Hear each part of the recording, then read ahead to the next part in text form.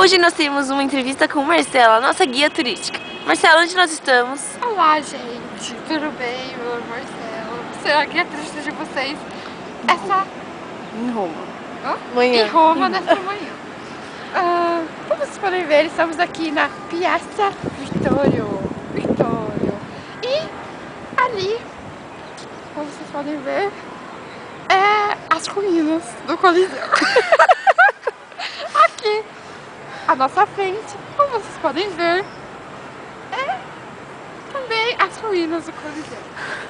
E antigamente, como eu estava falando pra vocês anteriormente, né?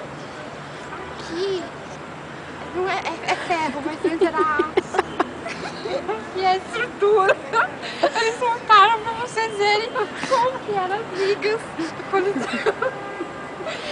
E então é isso, gente. Até mais tarde. Beijos da Marcela.